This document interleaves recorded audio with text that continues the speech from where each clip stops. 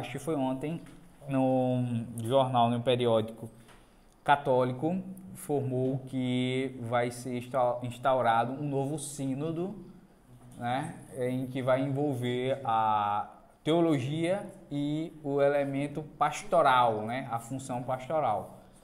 Bem, as experiências que nós estamos tendo quanto à questão de sínodos não são muito boas. Então, a nossa principal função é rezar. Então, eu queria pedir para que rezamos esses nossos 3 Ave Marias antes de começarmos.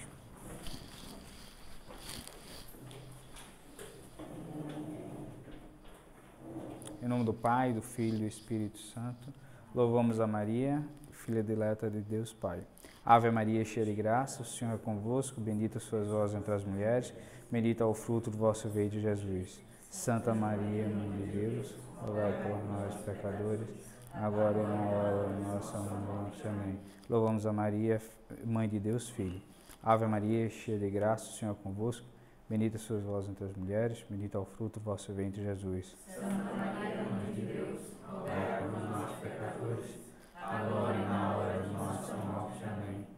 Louvamos a Maria, esposa fidelíssima do Espírito Santo. Ave Maria, cheia de graça, o Senhor é convosco, bendita sois vós entre as mulheres, bendito é o fruto do vosso ventre, Jesus. Santa Maria, Mãe de Deus, rogai por nós, pecadores, agora e na hora de nossa morte. Amém.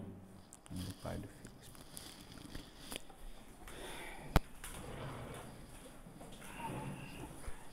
Bem, vamos lá.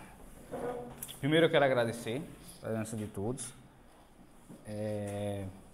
Na realidade, como vocês estavam acompanhando, hoje nós teríamos uma conferência sobre Garcia Moreno, mas por situações mais do que justificadas, nós não pudemos ter a conferência com o Antônio, mas está, de qualquer forma, mantida para logo um futuro próximo ele vir fazer essa conferência. E essa conferência que nós vamos falar hoje, vou tentar ser o mais breve possível. Ela era para ter sido realizada, acho que há 2 meses atrás, só que o nosso querido governador decidiu dar uma de Deus e fechar tudo. Bem, então vamos conversar rapidamente sobre o livro O Senhor do Mundo, de Robert Benson. Esse livro, aqui alguém já leu esse livro? Eu mandei para o grupo da confraria uma partezinha dele, a inicial, o prólogo, que só aquilo ali já mostra o que vai ser tratado nesse livro. Como estávamos conversando aqui antes de vocês chegarem, quando a gente começa a estudar, nós começamos vamos dizer assim, a ingressar nesse mundo intelectual, de estudos, de formação, geralmente nos cai à mão livros como 1984, de Orwell, ou Admirável Mundo Novo, né? E tantas outras literaturas que são boas, mas esse livro, por exemplo, eu nunca ouvi nenhuma dessas pessoas citar, né? Na realidade, esse livro me caiu nas mãos por uma indicação de um professor que é Ricardo Dipp, que ele é jurista, e eu estava fazendo um curso dele sobre direito natural, e ele indicou 2 livros, e um deles foi esse aqui, O Senhor do Mundo, né? Outro ponto que estávamos conversando é que esses livros, o 1974, o Admirável Mundo Novo, nós encontramos com grande facilidade, e inclusive por um preço extremamente baixo. E O Senhor do Mundo, do Benson, é um livro caro comparado a esses outros, né? E é um livro que todo católico deveria ler. Todo católico deveria ler. Por quê? Porque ele encontra muitos problemas que nós estamos enfrentando hoje aqui dentro, como a gente vai tentar demonstrar aqui nessa breve exposição. Mas antes da gente começar, de fato, a falar sobre o livro, nós temos que falar sobre o autor. Quem é o Benson? O Benson, ele é um padre, na realidade ele era um padre anglicano, que ele era filho de um bispo anglicano, muito conhecido na Inglaterra, e devido a uma doença, a um problema de saúde que ele teve que ir para o Oriente. E ele viajou com o pai nesse período e junto com o pai ele começou a se questionar se de fato a Igreja Católica estava errada. Geralmente é assim, né? E nesse questionamento, ele, depois de várias reflexões, resolveu se converter ao catolicismo. A conversão dele se deu em 1904. Veja, 1904. Essa conversão já foi derivada também de um outro grande católico, que foi o Cardeal Newman. Eu mandei para vocês nesse conjuntinho de PDFs, tem 3 textos. Um que é o prólogo desse livro, Senhor do Mundo. O outro é o discurso do Anticristo, do Cardeal Newman. E o terceiro é uma conferência de Dom Lefebvre sobre a maçonaria e o comunismo. O que fez com que Benson se convertesse foi exatamente os discursos sobre o Anticristo do Cardeal Newman e esse estudo que buscando sempre a verdade. Essa conversão dele não foi uma conversão fácil e não foi bem aceita, principalmente dentro de casa, porque o pai dele era muito conhecido por ser um anticatólico ferrenho. Então, você mudar, né, para exatamente a religião o qual seu pai é totalmente contra, causou um pouco de transtorno, inclusive na própria Inglaterra. O Benson, ele foi referência de um grande autor que nós conhecemos, é mais fácil, que é o Chesterton. O Chesterton tinha um livro do Benson que andava debaixo do braço, que era exatamente esse, que é o Paradoxo do Catolicismo. O Benson, ele tem uma grande desenvoltura literária, é um grande novelista e um grande teólogo também. Dos livros de teologia, o que é mais conhecido é esse, o Paradoxo do Catolicismo e a História de um Converso. A História de um Converso hoje é mais fácil de você encontrar na internet. Bem, esse é o nosso autor, um padre católico convertido da Igreja Anglicana. E essa conversão se deu em 1904. Com os livros que o Benson já tinha escrito, ele já tinha uma certa notoriedade, ele já tinha um certo respeito, tanto no ambiente anglicano como no ambiente católico. A grande surpresa para aquela época foi exatamente o lançamento desse livro, O Senhor do Mundo. E é o livro mais conhecido do Benson. Por que é um livro que causou, vamos dizer assim, mais polêmica do estilo literário do Benson? É um livro que é uma distopia. Hoje, sinceramente, eu fico com uma certa dúvida se de fato é uma distopia. A gente vai ver mais à frente o porquê. E é um livro que tem um cenário muito próximo ao Apocalipse. O Benson, quando escreveu esse livro, ele tinha como fontes principais tanto os quadros de discurso do Cardeal Newman sobre o Anticristo e também o livro da Sagrada Escritura sobre o Apocalipse. Então, tudo isso que ele viu, tudo isso que ele presenciava na Inglaterra, ele resolveu colocar em uma novela, em um livro, em um romance, vamos dizer assim, que é esse, O Senhor do Mundo. Esse livro ele foi escrito em 1907. 1907. Em 1904 ele é convertido, em 1907 ele escreve essa obra-prima. Nós sabemos que a Revolução Russa ocorreu em 1917. Aqui nesse livro, no prólogo, se você observar, ele fala de uma revolução, mas na Inglaterra. Em que ano? Em 1917. Promovida por quem? Pelos socialistas e pelos comunistas. O prólogo ele é maravilhoso. É quase que uma visão do futuro. Muitas coisas, muitos dados que tem só no prólogo já é o suficiente para transformar esse livro em uma obra-prima para o catolicismo. O livro ele é dividido em 3 partes: o advento, o confronto e a vitória. O advento, o confronto e a vitória. O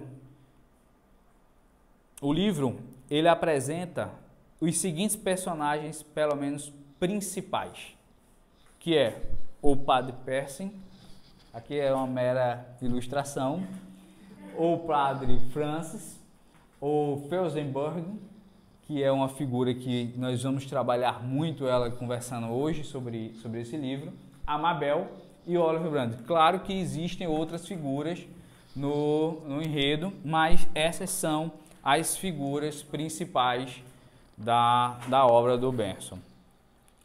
Ela gira em torno de um mundo em que ele é dividido em 3 grandes blocos. Eu não vou dizer que são 3 grandes blocos unicamente econômicos, mas também culturais e religiosos.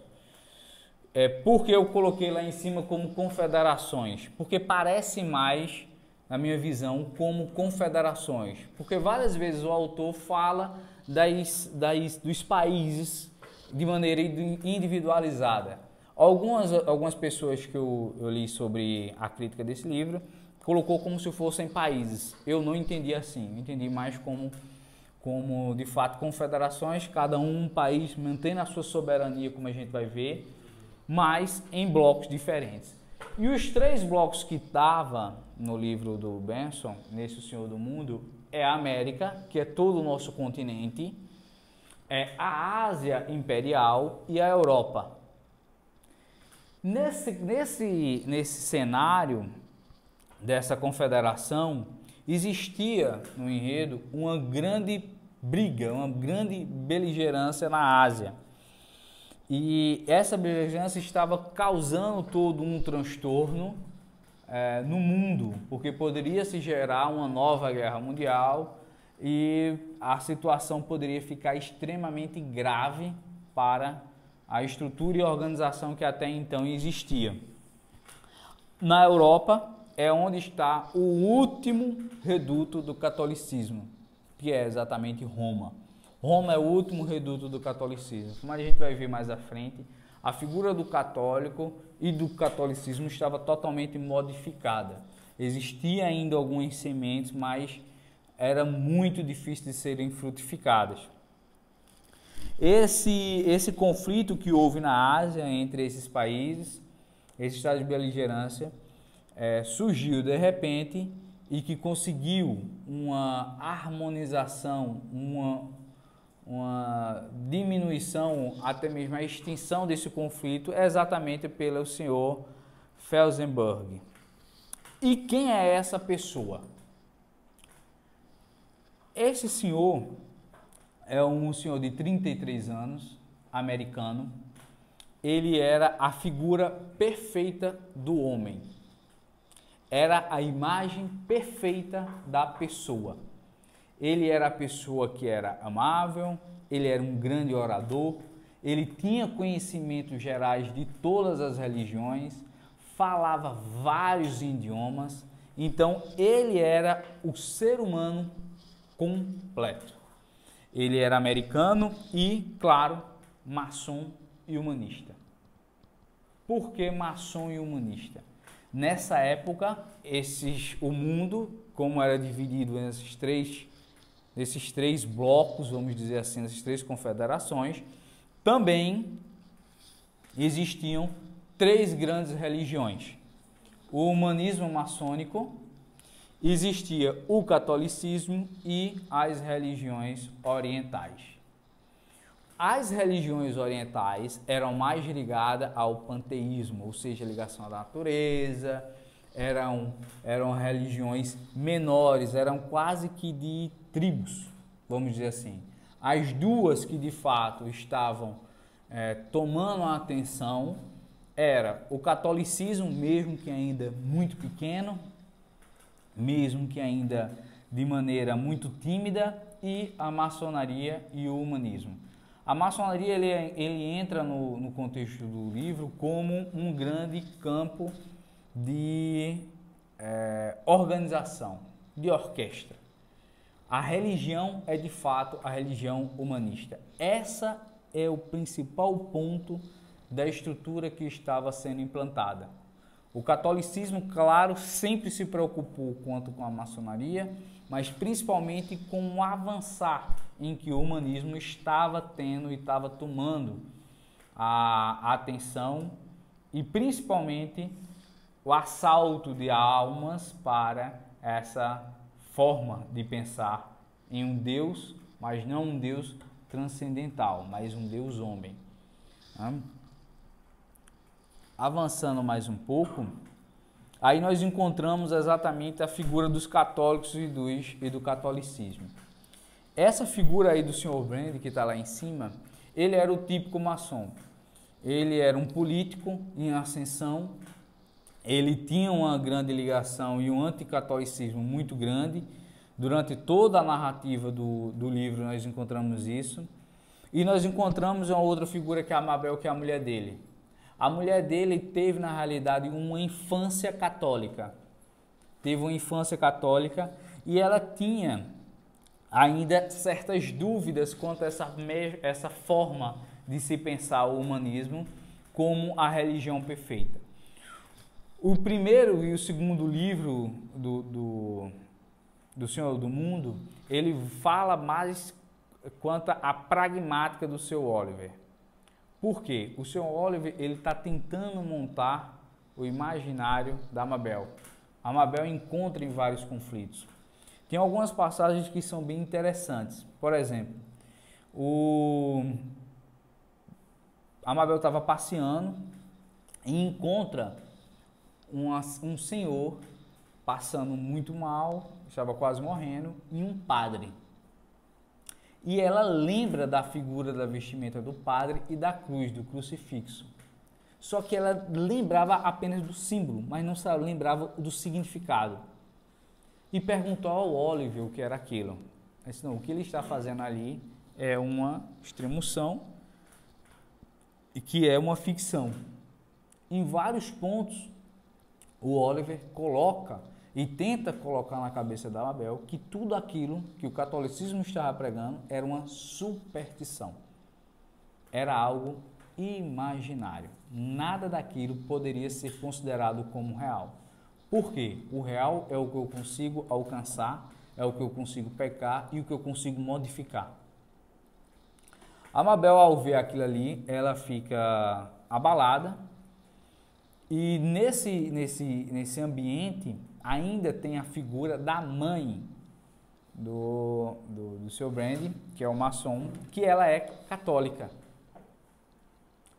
E o engraçado não, o que é triste na realidade disso, é que ela como católica, ela também soube que a Mabel viu um padre, que é o padre Percy, e que queria, de todas as formas, conhecer aquele padre, porque há muito tempo ela não tinha os sacramentos, e já era uma pessoa muito idosa. E quando ela soube disso, ela ainda chegou a insistir para a Mabel tentar trazer o padre, como também para um funcionário dela, para que trouxesse esse padre. Na época, nesse período, a senhora Brand estava muito mal de saúde. E ela queria, quando soube que tinha extrema-unção, do último sacramento, ela queria ter também o último sacramento. E a coisa mais humana que eles conseguiram fazer era chamar os agentes da eutanásia. Isso é muito interessante. É mais humano para eles praticar a eutanásia do que, de fato, celebrar e fazer um sacramento. E essa passagem é muito interessante no livro, porque para eles a retirada do sofrimento é o suficiente para a alma e para para a tranquilidade da pessoa. Enquanto o nosso último sacramento seria apenas e unicamente uma superstição. A senhora Oliver Brand, que é a mãe do Sr. Brand, ela morre exatamente com a eutanásia contra a sua vontade. Em várias partes do livro, ela pede para que seja chamado um padre e para que não se pratique a eutanásia. E o terço, que é outra passagem interessante, o terço, ela coloca que o terço era o brinquedinho dela, era a superstição dela, né? Na realidade, aquilo não abalou muito o Oliver, porque ele era já totalmente devoltado pela maçonaria, era um humanista, então a realização da eutanásia era simplesmente um ato normal, era um ato até humanitário dela. O catolicismo, como eu falei, estava extremamente reduzido.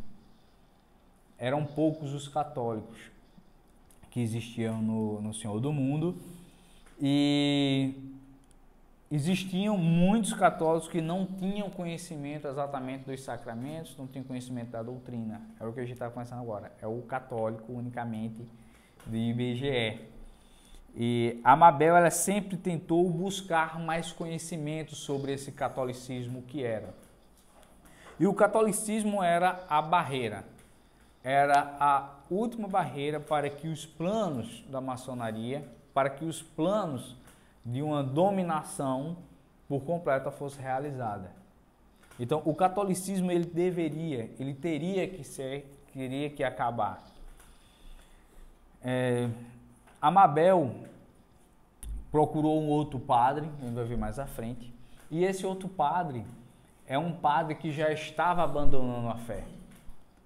Era um padre que queria estar próximo ao poder, né? Com a vitória do Sr. Felsenberg, com a pacificação na Ásia, foi algo estrondoso perante aquele mundo. Então todo mundo queria, todas as nações queriam que ele viesse a ser o seu presidente, o seu soberano. A França enviou cartas, a Alemanha enviou cartas para que ele administrasse o seu país. Então era a figura humana que todos eles buscavam. Então o poder que o Felsenberg tinha era um poder muito sedutor, porque era um homem inteligente, jovem, 33 anos, mas contudo que ninguém conhecia o seu passado. Era o lobo solitário. Ninguém sabia de onde ele veio, não tinha partido político, era de fato, como os jornais na época, nesse período colocou, era o novo Messias, porque ele veio exatamente sem nenhuma mácula dos políticos passados. Mas como era que se chegaria a esse ambiente de pacificação? Esse era o paraíso maçônico que foi desenhado por Benson. Logo depois que o Felsenberg consegue essa pacificação, ele fez um pronunciamento que basicamente todo mundo parou para assistir. E como ele era um grande orador, como ele era uma pessoa que tinha, de fato, um poder de atração muito forte, ele alinhou exatamente esses princípios necessários para que fosse realizado a paz social, a paz no mundo. E quais seriam? Primeiro, esquecer Deus. Esse é o primeiro ponto. E o engraçado é que logo no final do livro, várias frases em uma biografia que é citada é colocada e a gente lembra muito de coach. Vejam, uma das frases que era citada pelo Felsenberg: precisa de uma fé suprema para renunciar a Deus transcendente. Outra frase dele que ele colocou: o homem que crê em si mesmo é muito mais capaz de crer em seu próximo. Então, veja, ele retira exatamente o elemento de caridade, que nós temos o elemento de caridade com a figura paterna, que é a figura de Deus perante o outro, e coloca unicamente a figura do homem. O homem é o principal e o único caminho para a salvação.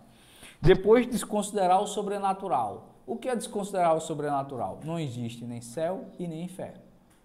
Isso é uma criação mítica.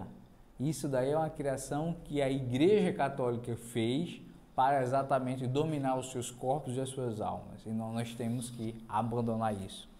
A outra é uma nova doutrina, que é a doutrina do amor e da justiça. E para isso precisa de quê? Primeiro, uma reforma de toda a legislação. Foi desenhada nesse ambiente uma nova Constituição, em que essa Constituição ela seria totalmente baseada em princípios maçônicos e comunistas. Então, o engraçado é que os temas eu ia dizer campanha da fraternidade, mesmo fugindo muito, mas da Revolução Francesa encontram-se lá, né? A liberdade, a igualdade e a fraternidade. Todos eles encontram. Então, a legislação ela deveria ser desenhada com esses lemas, mas lemas reais e que pudessem ser concretizados. Retirou-se o conceito de céu e inferno, como eu coloquei, e esse é um dos principais pontos. Depois desse discurso, ele coloca como o último parágrafo, vamos dizer assim, que tudo que aconteceu de ruim no mundo aconteceu porque foi culpa da religião. Qual era a religião que era dominante à época? O catolicismo. O protestantismo foi totalmente absorvido, foi totalmente dominado. Ele na realidade, nesse período em que ele narra, o protestantismo ele não teve uma força, uma sobrevivência exatamente por conta da sua falta de unidade. Então ele foi absorvido muito pelo panteísmo das religiões orientais e alguns do catolicismo, mas esse catolicismo mais fraco. Então, para isso era necessário, para a formação do livro do Paraíso Maçônico. Só que isso não iria acontecer de uma maneira muito clara, não ia acontecer de uma maneira muito fácil. E o que foi que aconteceu? Primeiro, o controle das mídias. As mídias elas tinham agora o dever de condenar tudo que fosse católico. Tudo que tivesse algum ponto em que pudesse levar a pessoa à fé católica ou a uma devoção deveria ser negado. Deveria ser destruído. Então a mídia nesse período ele teve uma grande influência, vamos dizer assim. Um dos pontos que é colocado no livro que me chamou a atenção foi durante uma missa maçônica em que os maçons começam a cantar um hino, enfrentam a estátua de uma figura maçônica extremamente relevante na Inglaterra. E um católico estava lá e começa a discutir com esses grupos de maçons, né? Enquanto eles falavam que o católico acreditava em um Deus irreal, um Deus que você não podia ver e que só lhe trazia sofrimento, eles tinham a figura de Felsenberg, que era uma pessoa que estava ali, era real, concreto e que tinha conseguido uma paz em um local onde ninguém teria essa possibilidade de se constituir essa paz. E dentro dessa discussão acalorada, o católico, de uma maneira defensiva, repele o agressor maçônico e o maçom acaba caindo. E qual foi a reação do católico? E ainda para mais às vezes de fato. Aí é onde, quando a figura do Oliver, ele se enaltece. Porque ele ele imagina que aquele católico, sozinho, dentro de uma multidão de maçons, vai conseguir matar aquela pessoa. E o Oliver mata o católico. Com isso, o Oliver ele ascende no meio político. Ele consegue um impulso que ele precisava para ter uma ascensão política.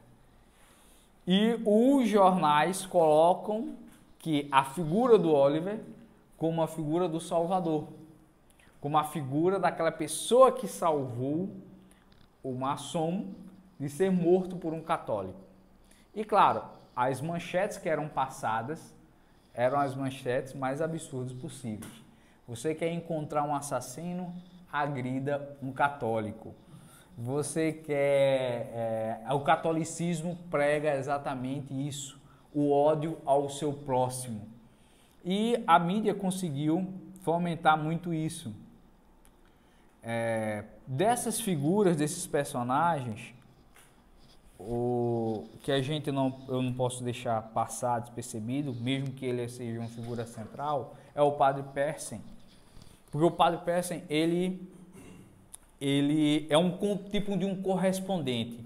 A Igreja Católica nesse período, ela é um pouco diferente quanto à estrutura. Porque como é que funciona hoje a nossa estrutura? Nós temos o Papa, nós temos os cardeais, temos os bispos e os padres.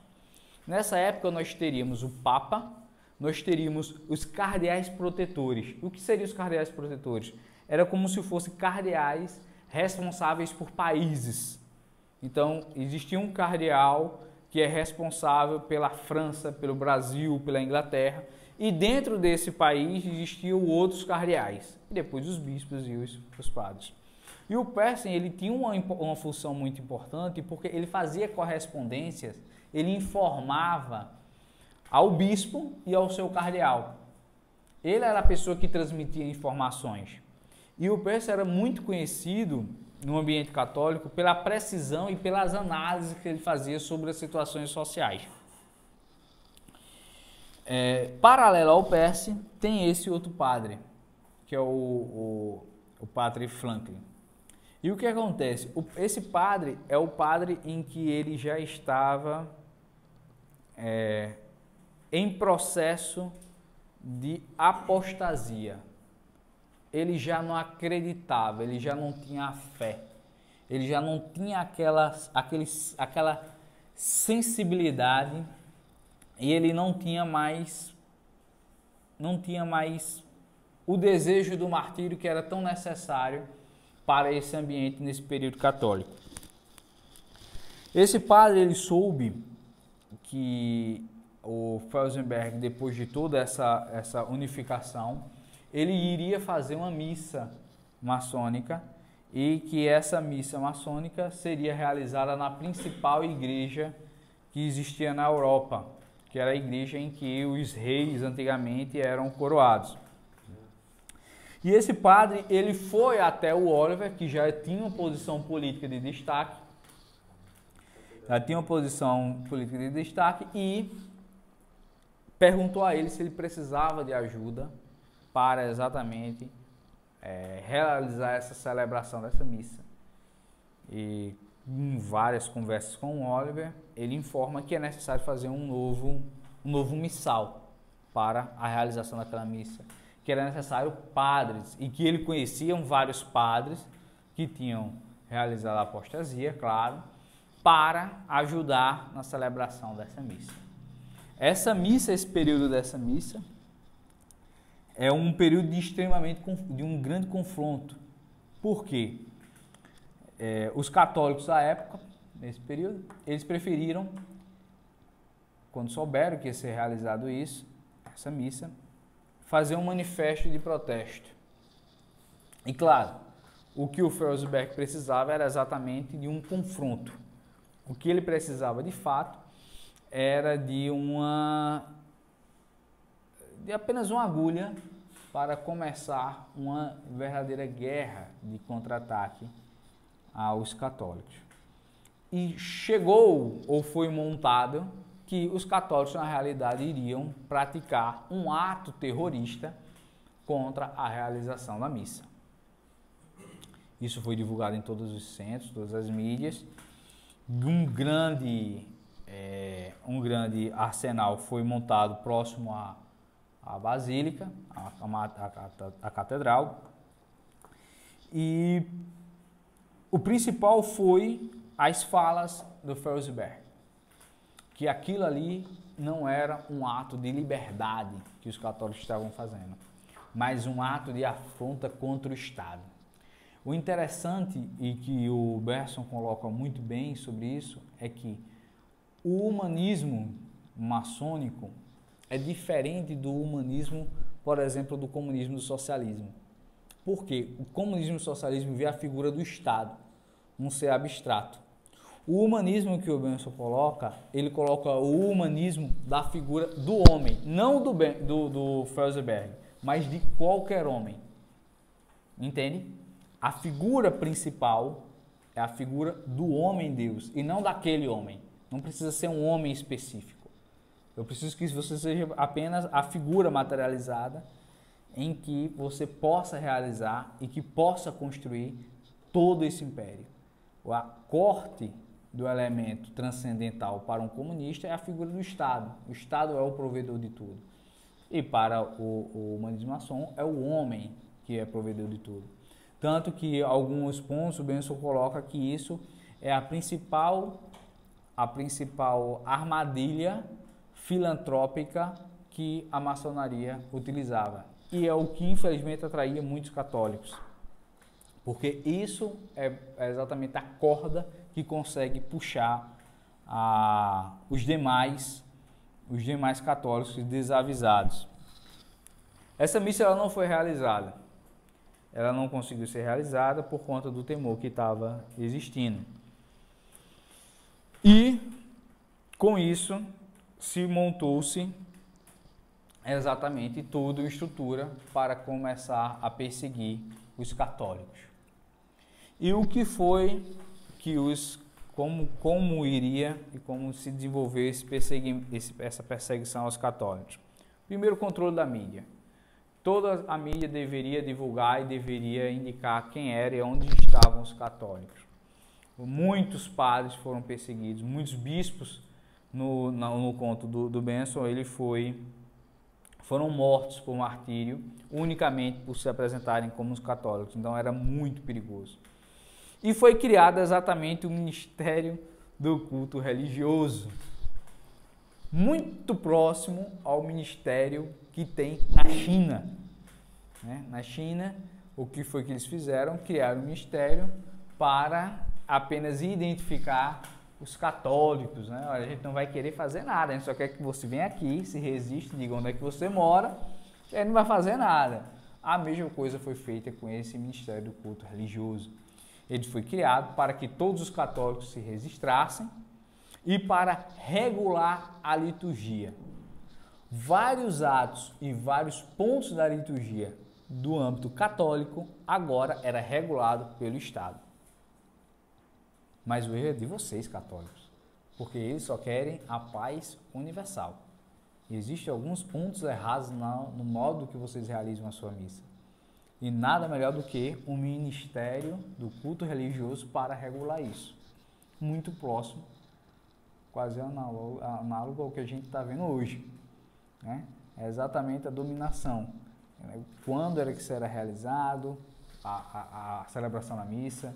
Em Curitiba teve um tempo que a hóstia sagrada, por exemplo, ela deveria ser envolvida em um saquinho plástico. Tudo isso o Benson já colocava em 1907. Obrigado. Em 1907 com o livro. Além disso, a mudança do calendário. E esse é um ponto extremamente importante. Por quê? A gente sabe que ainda hoje, graças a Deus, um dos pontos mais fortes que nós temos no catolicismo é exatamente o calendário que todos nós seguimos. E o que foi que eles fizeram? O primeiro ponto que fazer era reestruturar um novo calendário. História antiga, Revolução Francesa, da mesma forma. E eles reestruturaram também o mesmo modelo. Era necessário fazer um novo calendário. Para quê? Para que as nossas solenidades, as nossas datas festivas fossem esquecidas e não fossem autorizadas. E o que foi que eles fizeram? Eles criaram dias comemorativos baseados na fraternidade universal. O dia da maternidade, o dia da vida, o dia da subsistência e o dia da paternidade. Você olhar direitinho, cá entre nós, quem é que vai ser contra o dia da maternidade? É até bonito, né? Hoje, diante da desgraça que a gente está vendo as feministas fazer, é até bom. Mas quando você vê qual era o plano final, que era fazer o quê? Retirar a figura de Nossa Senhora do imaginário. Quando você retira, por exemplo, tira o dia da paternidade, é a figura de Deus que eles querem tirar. No livro ele detalha como era construído as imagens, símbolos. Por exemplo, a imagem da maternidade é de uma mulher bem sensual, quase desnuda. Lembra muito a figura eu não sei o nome dela, mas da Revolução Francesa, que ela tá com a bandeira. Pronto. Lembrava muito ela. Entende? Então, cada um desses símbolos, por quê? Porque ele ali ia alterar o imaginário. E eles não estavam preocupados para aquela geração. Eles queriam fazer isso para as próximas gerações. A legislação que a gente colocou atrás no slide anterior, que era modificado, um dos principais pontos que foi que a gente colocou aqui antes da gente começar, foi a modificação de ingresso nas escolas. As escolas já eram laicas. Eram proibidas as escolas religiosas. Então o que Pombal fez aqui, pronto, é mais ou menos aquilo. Então é proibido as escolas religiosas. A escola laica era a escola oficial do Estado e todo mundo tinha que estudar ela. E principalmente com uma idade muito baixa. A gente sabe que hoje todo mundo é obrigado, se não me engano, a partir dos 4 anos de idade, você botar o seu filho. Não, antigamente era 8, mas os nossos militares colocou aos 4 anos de idade. Então veja, até os 8, que é o período em que a criança está aprendendo seus sentidos, seus valores, o seu senso de família, foi retirado do seio familiar e foi colocado para que o Estado cuidasse. Exatamente. E veja, uma ideia que hoje, se a gente falar abertamente em alguns ambientes, é um absurdo. Né? É um absurdo. Isso já tinha esse desenho que o Benson colocou e que o nosso Dom Vital também, em vários sermões, já advertia sobre esse problema. Então, a criação desse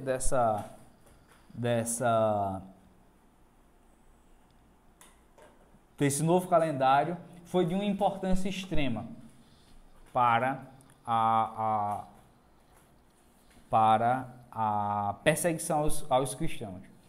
Nesse período também, quando já estava se desenhando esse desenho, o Felsenberg, ele é declarado o presidente do mundo. Ele é declarado presidente do mundo. Todos o viam como uma figura perfeita. E assim, americano já é mostrado por natureza, só perde por recifense, né? Mas o que é que os americanos disseram? Que ele era o filho perfeito que os Estados Unidos tinha criado, tinha lançado. Ele era a figura ideal para tudo.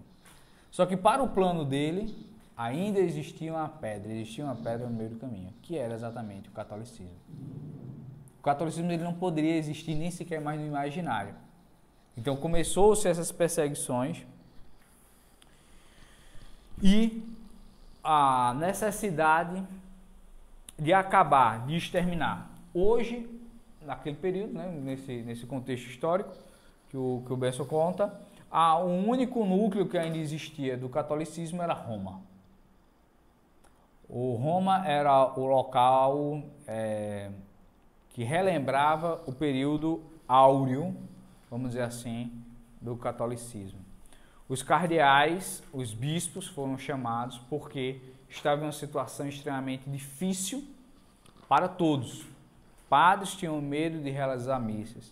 Os padres e os fiéis eram mortos e nada eram feitos contra as pessoas que assim procediam. E nessa grande reunião, veio aos ouvidos de todo esse bloco maçônico que existia, que ali era o momento e a situação ideal para acabar com o catolicismo. Era a maneira perfeita. O engraçado é que todos, assim, pelo menos os que eu li, eles falam muito de um avião que o Benson imaginou, e todos que faziam a análise desse livro se prenderam muito a isso. Não, os Voller os Vowers é como se fosse uma coisa muito importante para o livro. Eu não vi assim.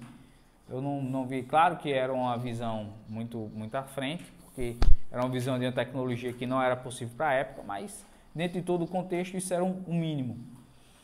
Mas o H.G. Wells ele falava dos flying saucers, né? Os voadores. Saucer em inglês é piece. É daí que a expressão disco voador. Entendeu? Então eles já tinham essa brincadeira imaginável. Aquele filme Guerra dos Mundos foi escrito pelo H.G. Wells no livro, os Three Poets, etc. Então eles já tinham esse hábito nessa época ali de imaginar coisas fantásticas. Talvez ele estivesse nessa moda um pouco. Exatamente, mas também, mas dentro de todo o contexto, acho que é uma situação mínima. Sim. A gente está falando do humanismo, sim. A gente está falando de um período em que de uma narrativa em que a espiritualidade não estava se perdendo aos poucos, em que o humanismo ele conseguiu tomar uma dimensão tão grande em que até mesmo os católicos não conseguiam mais perceber a diferença por conta exatamente de todo esse discurso politicamente correto que foi montado, a rede de estrutura midiática para caçar e destruir o catolicismo. Esses pontos eu acho que deveriam ser mais bem trabalhados. E esse esses Warriors que eu falei, eles estavam em direção a Roma. O catolicismo, contudo, ele não ficou inerte, ele não ficou parado. Foi outra coisa que a gente estava conversando aqui, não foi antes de começarmos. O que foi que surgiu? Diante de todos esses ataques, foi criado um grupo muito próximo à Companhia de Jesus, aos cristeiros, que era exatamente a Ordem de Cristo Crucificado. Era um grupo de leigos e sacerdotes, com funções, claro, diferentes, em que tinham como principal função manter o catolicismo, manter os princípios e valores do catolicismo. E como eles deveriam fazer isso? Divulgação, a busca, grupos, esses eram os pontos. O Papa foi que criou essa ordem. E o ponto interessante dessa ordem de Cristo crucificado é que o o padre que fosse dessa ordem, ele não tinha dever de obediência ao bispo dele, mas ao bispo mais próximo que também fosse da ordem do Cristo crucificado. Então é como se fosse um padre com superpoderes. Ele também tinha a permissão de estar à paisana. Por quê? A perseguição era muito grande. E como essa ordem do Cristo crucificado era uma ordem especial de manutenção, vamos dizer assim, do catolicismo, ela era extremamente importante. As regras eram bem simples. Ter a idade mínima de 17 anos, ter os evangelhos como base, a aceitação da coroa do martírio, e poderia ser, como diz, para leigos e sacerdotes. Esse ponto da aceitação da coroa do martírio é bem interessante, principalmente para hoje, né? Eu não sou tão velho, mas a gente escuta muita gente nova, em um discurso, claro, mais acalorado, na busca do martírio, né? Deveríamos fazer isso, fazer aquilo, nós deveríamos, sei lá, pegar em armas, e é um absurdo, enquanto o mínimo que é rezar e estudar, não faz. Fazer jejum na sexta-feira. Pois é, exatamente. O jejum é difícil, né, tu? Pô, é difícil. É mais fácil comprar um fuzil. Exatamente. Então, assim, essa percepção do martírio também, ela mudou muito. Somente agora, nesse período que a gente está, em que o ativismo católico está mais latente. E essa ordem, ela conseguiu ter e produzir bons frutos em todos os lugares. O padre Persson, que é o padre, digamos assim, do nosso lado, ele, em vários escritos informativos, ele informava que a ordem tinha sim produzido bons frutos. E por exemplo, a importância, mesmo que seja um elemento ficcional aqui, a importância de grupos como esse, como o nosso, como o do Santo Bosco e como tantos outros. É exatamente isso, exatamente. Estudar e rezar. Esse é o ponto principal. Que, pelo que anda da carruagem, se está achando ruim agora, espere, que vai ficar pior. Tudo indica que vai ficar pior. É como o Túlio colocou aquilo no início, a gente pensar que aqui vai ser o paraíso. Ih, rapaz, tá na barca errada, não é a de Pedro. Tá na barca errada, não é a de Pedro. Bem, e claro, como todo maçom e todo comunista, o Oliver tinha uma ligação muito grande ao comunismo. Nada melhor do que matar em nome da fraternidade universal. Então Roma foi totalmente destruída. Ela foi saqueada. Mas o mais interessante do livro é que, sempre esse ponto que eu achei interessante, é o trabalho da mídia. Que a mídia diz, Roma foi totalmente destruída. Vários sítios históricos foram perdidos para sempre. Mas a paz vai ser estabelecida. O ponto de destruição e que impedia que a humanidade evoluísse, agora tinha acabado. Esse primeiro ataque, vai existir um outro, ele basicamente destruiu toda a figura de Roma e pensou-se até um tempo que também tinha se destruído todo o catolicismo. Um outro ponto que também deixei passar despercebido é que quem puder comprar o livro, compre e leia, principalmente os primeiros capítulos, que tem uma paródia do nosso credo, feito pelo Oliver. Ele coloca exatamente o que seria a resposta ao nosso credo. E o pior de tudo é que não é difícil imaginar que muitos católicos pensem daquela forma. Entende? A inexistência de um Deus, ou melhor, que Deus é um só, né? A inexistência do sacramento da Eucaristia, que aquilo ali é apenas um elemento, uma simbologia. Eu até escutei uma tese nova que os progressistas estão criando sobre a Eucaristia, que é a teoria, esqueci o nome, mas é uma viagem aí que eu disse, meu amigo, sei não, o cara tem que ter muito o que não fazer para tentar mudar o que foi construído mais de 2000 anos. E esse ataque destruiu toda Roma e sobraram apenas 3 cardeais. 3 cardeais sobraram. O Papa morreu. O ataque foi basicamente fulminante. E foi e deveria ser eleito um novo Papa. O Papa Percy, que é o Franklin Percy, que é o nosso padre que estava preocupado pela manutenção do catolicismo, pelo menos daquela figura do catolicismo que existia. Ele foi nomeado, ele era ainda novo, mas aceitou e adotou o nome de Silvestre para a recuperação. O primeiro ponto que ele fez foi chamar todos da ordem que nós falamos, a ordem de Jesus Cristo crucificado, para saber como estava o ambiente.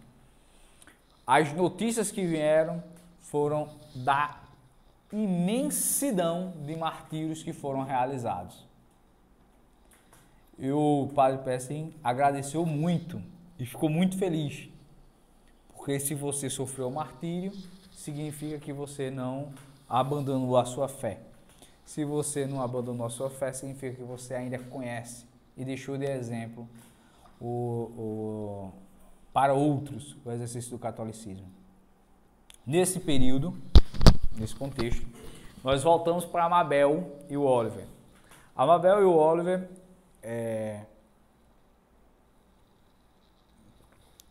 a Mabel teve uma crise existencial muito forte, muito grande, porque entrou em um paradoxo de que como é fraterno matar quem não está fazendo nada em Roma. Ela chegou e falou ao Oliver, né? Oliver, eu não consigo compreender como é fraterno você mandar matar pessoas que estão em Roma. O que isso é de fraterno? Eu não consigo entender. E o Oliver, lógico, como todo bom comunista, não conseguiu explicar. Apenas que deveria matar. Que eles eram, nós éramos o empecilho para o progresso da civilização. O catolicismo era o empecilho da civilização. E depois disso ela começou a meditar exatamente sobre a existência do catolicismo, a função do catolicismo com elemento de redenção. E ela ficou em uma crise existencial muito forte, contudo sem fé. E qual foi a única saída que ela conseguiu encontrar? O suicídio pela eutanásia. A Mabel comete suicídio, deixa uma carta para o Oliver, o marido dela. O Oliver bota novamente toda a culpa no catolicismo, porque diz que se ela não tivesse procurado saber o que era, se ela, ela não teria cometido o suicídio. O Oliver não tem nenhum tipo de redenção durante todo esse curso. Ele fica impactado com algumas verdades que lhes são apresentadas, como, por exemplo, um ponto bem interessante é quando é apresentado para ele as provas de razão lógica da existência de Deus. Ele dizia, o padre Persson, ele fala: os católicos dizem que Deus pode ser percebido pela razão, que pelas coisas ordenadas do mundo. Eles deduzem que pode haver um ordenador, uma mente, entende? Depois eles dizem que deduzem outras coisas sobre Deus, que Ele é amor, por exemplo, por causa da felicidade. E o Oliver, ele fica impactado com essa verdade, ao ponto de não poder contestar. E o que é mais fácil para ele é desvirtuar daquele foco e daquela conversa para um outro elemento. Bem, a eleição do novo Papa, Silvestre, ele foi bem recebida pelos poucos católicos que ainda existiam.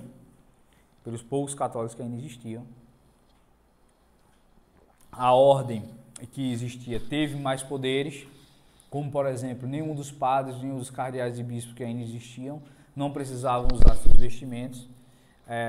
A utilização do rosário, por exemplo, não era mais necessária, era obrigatório rezar mais com os dedos, porque era um elemento de identificação dos católicos. Então, para evitar a morte, era recomendado não utilizar.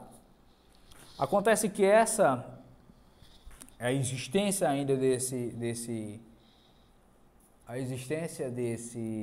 do Papa chegou pelo mesmo padre que praticou a apostasia.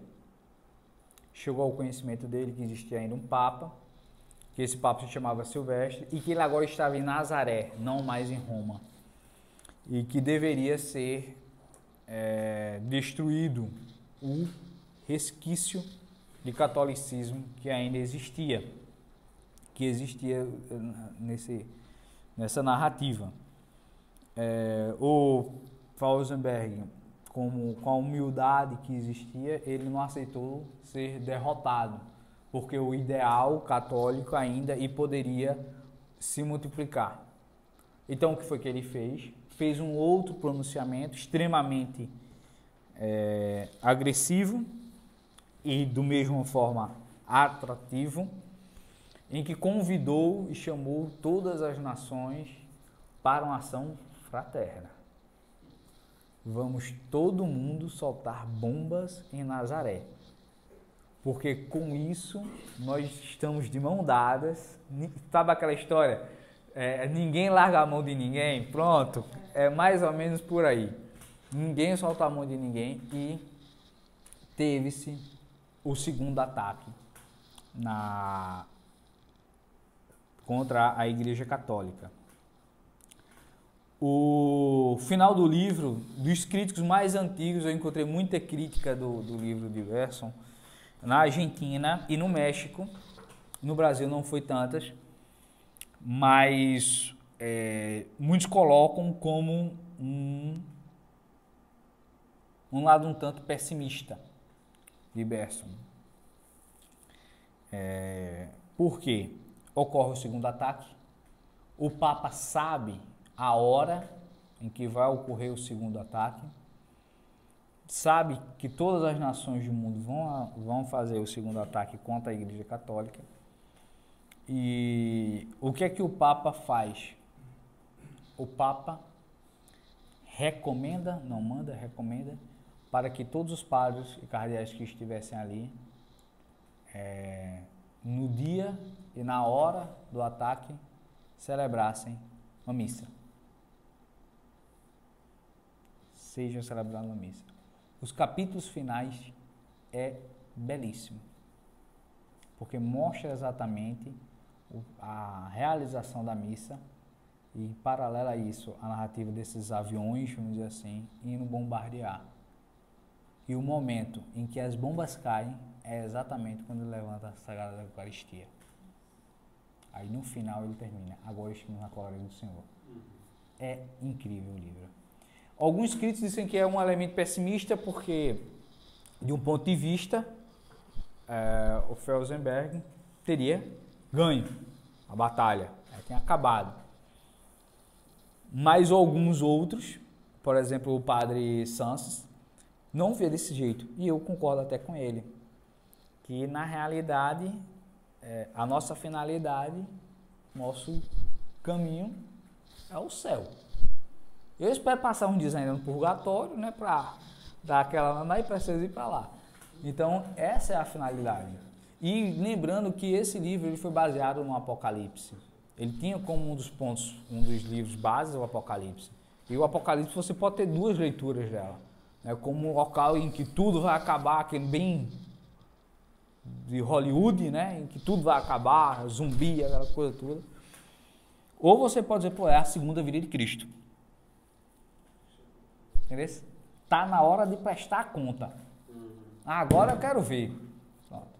Então, é o elemento que todos nós buscamos. São Paulo, em várias cartas, ele pede, né? Ele pede a segunda vinda de Nosso Senhor Jesus Cristo e diz, olha, se prepare, quando ele vier, vai ser um dia de muita glória.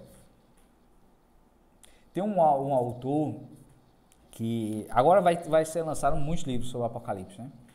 Tem um autor, muitos conhecem ele pela filosofia concreta, que é o Mário Ferreira de Andrade.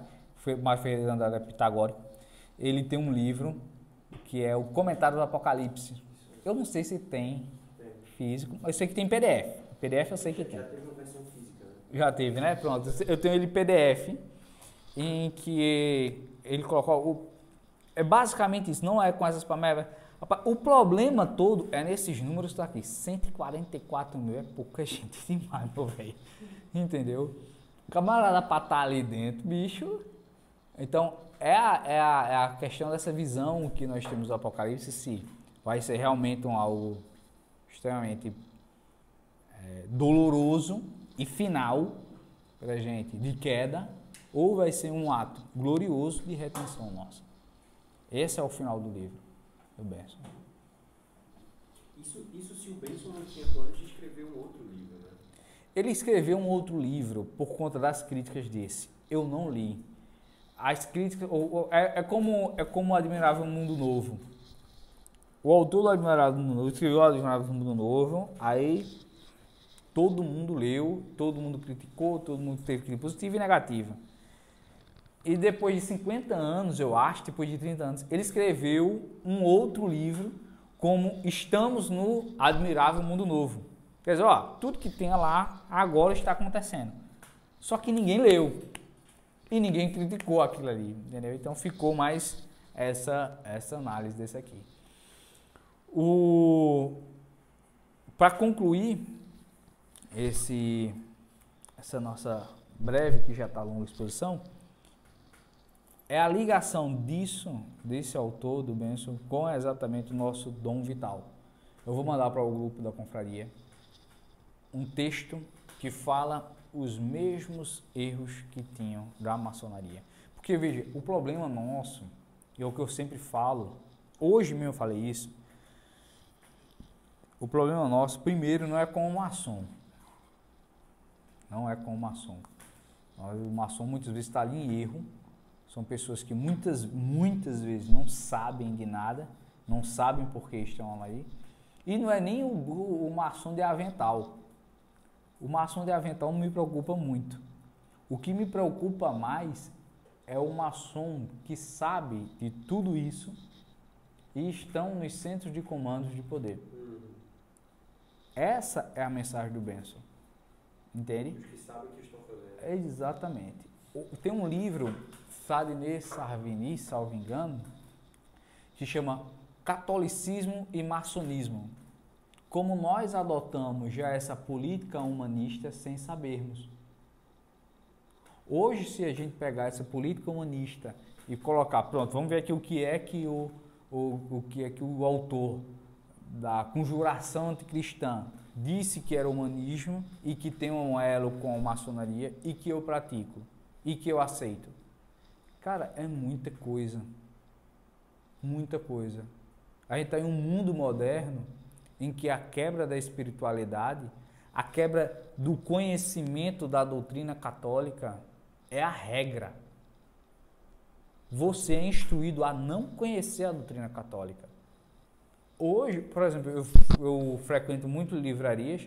Hoje é mais fácil eu entrar em uma livraria católica e encontrar livro de show, de autoajuda, do que um livro de Santo Tomás de Aquino, de Santo Agostinho, de Santa Teresa de Jesus, de Santa Teresa d'Ávila, de Padre Pio. Padre Pio tem nada de teologia. Não tem nada de teologia alta. O Padre Pio não aguentava assistir aula de teologia. Exatamente. Aí você vê, não tem. Agora, esse você encontra muito. Então, você é como que eu vejo. A pessoa que entra em uma livraria católica, no mínimo, tem a boa fé de buscar um livro católico. Aí o camarada tá lá. A Pequena Vida de Santa Teresinha do Menino Jesus. E do lado, um livro. O Bem-Estar com Leonardo Boff. Entendeu? E outra, nós católicos, nós temos que perder essa falta de caridade conosco mesmo. De querermos sempre comprar o mais barato. Geralmente esse Santa Teresinha do Menino Jesus é mais caro. Aí vem o vendedor mala que vai vender para ganhar comissão. Rapaz, leva o de bofe. O bofe tá R$16, esse é 52. Tu vai levar o de 52, é? Dá para tu levar dois, um para tua mulher e um para teu filho. Olha que besteira lá. Isso tudo já é política humanista que foi e que a gente aceita. Hoje é difícil a gente falar sobre isso. Entendeu? Mas bem, basicamente é isso, pessoal. Agradeço muita atenção. Estou à disposição e que comece os debates, os pontos. Aquela parte do humanismo lembrou muito do espiritismo, né? Ele falava assim de coisas, até a negação do sobrenatural, e uma série de outros aspectos que na verdade eles estão alinhados com a doutrina espírita. E quando a gente fala de negação sobrenatural, eles dizem, mas os espíritas não contatam um dos mortos, não sei o que assim, mas para eles aquilo ali são fenômenos naturais. São leis naturais que nós não conhecemos ainda, né? Mas é como se fosse a lei da gravidade, ou do empuxo, lei da termodinâmica, alguma coisa dessa assim, que só precisa ser estudado de maneira científica.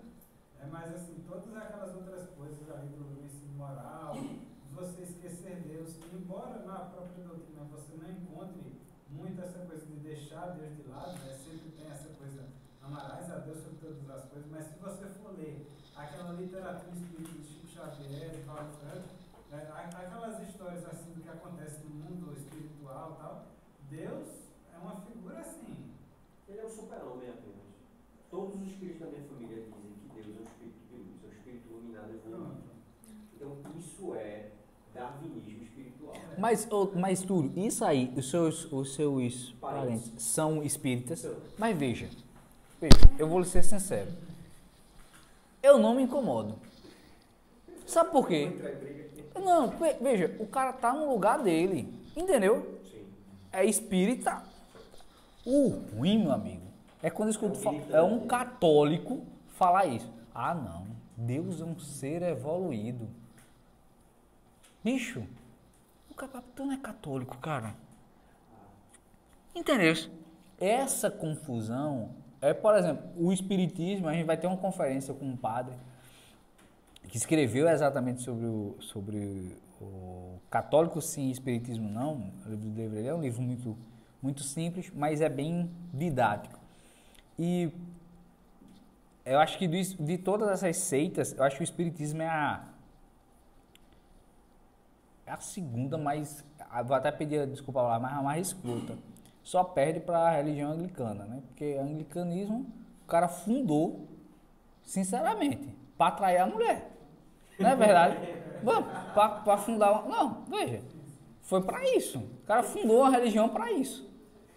O espiritismo foi uma viagem em que o camarada não entendeu nada de Platão. Nada, e ficou extremamente ligado ao positivismo. Que era muito ligado. Então, veja, meu amigo, veja, é quando o homem quer criar algo sem aceitar a ordem divina. É a ruptura da ordem divina. Rapaz, tem um negócio que está funcionando há mais de 2000 anos, bicho. Tudo que você pensar, imagina aí alguma coisa. A igreja já pensou e já respondeu. Aí tu vai criar um negócio... A ruptura com a tradição, isso é muito forte. É a falta da subordinação, assim, não é do desejo, mas da humildade de ser subordinado a alguém. É esse o problema. Eu não posso ser subordinado a isso. Não posso ser subordinado a um padre, a um bispo, a uma ordem sobrenatural, não. Eu tenho que construir o meu. Eu tenho que fazer o meu daqui pra frente. Inclusive tem um livro, eu acho até que ele foi presidente da FEB, Carlos Barras, A Margem do Espiritismo. Ele está falando lá da questão do inferno e diz o seguinte: se o inferno existir de fato, ele se negaria a adorar a Deus, consideraria Deus como um ser muito abaixo dos padrões morais dele. Então o dele está guardado. o dele vai estar guardado. E assim, nessa questão, né, sobre essa questão da existência do inferno, eu total conhecimento da realidade do mal. Uhum. E se você for estudar em Santo Agostinho, né, que explica belíssimamente que o mal ele não é um ser criado. Como o próprio inferno, ele de fato foi criado, entre aspas, mas com um destino próprio, para aqueles que estão apartados de Deus. Então é uma consequência não da vontade de Deus, mas justamente consequência da desobediência a Deus. É uma reciclagem da alma, né? Você falar direitinho espiritismo é uma reciclagem da alma. Vai pescar um botão de reset, videogame, resetou, volta tudo de novo para corrigir. Não pode. Tem que ter um fim.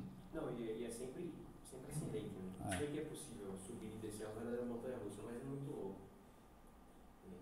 Eu acho que esse exercício do Benson, acho que esse livro é um exercício do Benson de levar as coisas às últimas consequências.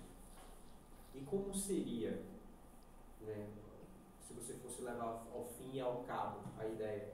Porque é muito fácil você aderir a certas ideias ou a certos projetos pelas suas bandeiras, mas não por aquilo que eles de fato praticam, né?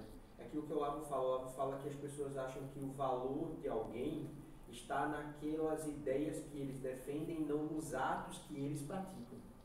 Não, veja, pronto, eu estou lendo sobre direitos humanos, cara, eu vou te falar, dos textos que eu li de direitos humanos, não existe texto mais bonito do que os direitos humanos do direito muçulmano, velho. E onde a turma mais... Você pegar aquilo ali, o cara chora uma poesia, pô. Mas joga o gay de cima dos prédios. Pois é, velho. Semanalmente estão matando cristão ali degolado. Rapaz, então o que está escrito, papel recebe tudo, meu amigo. Papel recebe tudo. Entendeu? O que está escrito do que está sendo praticado, totalmente diferente. Totalmente diferente. Por isso que hoje em dia se bate tanto na questão do domínio da linguagem. Uhum. E eu falo isso para os meus alunos, que eles têm que aprender a utilizar, por exemplo, os adjetivos corretamente. Né? A mensagem é clara, entendeu? Não, essa coisa de que o que você fala descreve a estrutura do que você vê e não a estrutura do que você acha que vê, ou que experimenta na realidade. Porque quando você tem esse tipo de canalha, que ele prega para você a construção de uma fraternidade através de um linchamento coletivo, na história do livro, um linchamento coletivo global, então você transforma os católicos num bode expiatório, bem de jihadiano mesmo. Se o Diego tivesse aqui mais uma vez, estava rindo na cara, né? Mas eu estava conversando com um amigo meu, psicólogo, de como os grandes nomes do pensamento ocidental ainda não tinham descoberto que era René Girard, porque a sacada dele é genial. Mas vai lá, a personagem Malba ou Mabel? Mabel, né? Mabel em inglês, isso mesmo. Então, Mabel, ela é aquela pessoa comum ainda capaz de articular a estrutura do real com a estrutura do que ela pensa. Entendeu? Porque essa imbecilização, isso é o John Taylor Gators, lembra dele? John Taylor Gators, que é o americano que denuncia a imbecilização coletiva das crianças dos Estados Unidos. Weapons of Mass Destruction, Dumbing Us Down, são esses livros dele, ele fala. Da imbecilização coletiva, porque eles fazem com que a música, o desenho animado, o cinema, todos esses elementos artísticos que naturalmente lançam mão de alguma estrutura de linguagem, seja ela pela palavra ou não, imbecilizam as pessoas e as pessoas só conseguem fazer o seguinte: sentir e associar sentimentos. Pronto.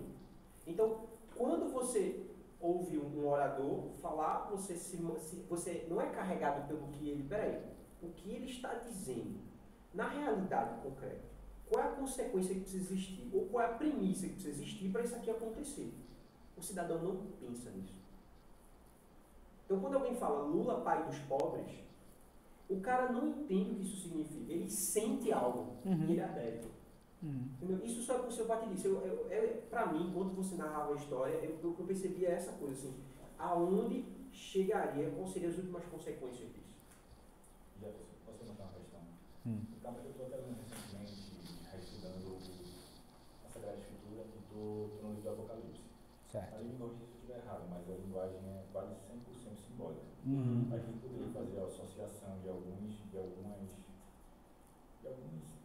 partes do Apocalipse com a obra? Não, tem vários pontos, por exemplo, a figura do Frauenberg como a figura do anticristo, né? Pode ser colocado isso. Veja, eu li muito pouco do Apocalipse, muito pouco comparado ao que eu vejo o pessoal lendo sobre o Apocalipse, e eu achei, até onde eu li, e às vezes que eu li, um texto, um livro muito... É pequenininho, né? Mas ele tem várias camadas, que é como diz, pronto, você lê e estudar o Mário Ferreira, você vai ter uma visão pitagórica em que você vai ver uma estruturação racional daquilo ali, entendeu? Cada número, um significado e uma ligação com um outro ponto do Evangelho. Se você pegar, por exemplo, o comentário de Santo Agostinho, ao Apocalipse dele, você vai ter uma visão, acho que quase que é muito platônica, no sentido de ser quase que irrealizável, entende?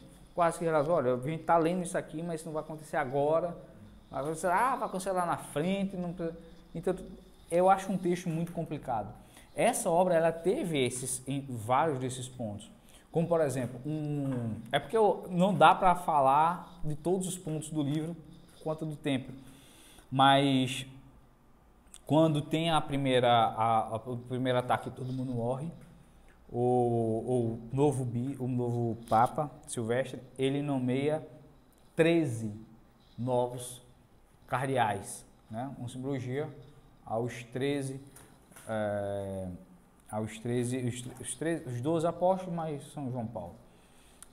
E vários outros pontos da obra a gente consegue encontrar, por exemplo, com o Apocalipse. A figura dos ministérios que o Benson coloca, a gente consegue identificar uma figura, uma ligação muito próxima aos cavaleiros do Apocalipse, entende?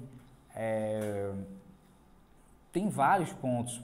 por exemplo, ele se concentra, como a gente vê aqui, por exemplo, a questão da mudança do calendário e o dia da maternidade.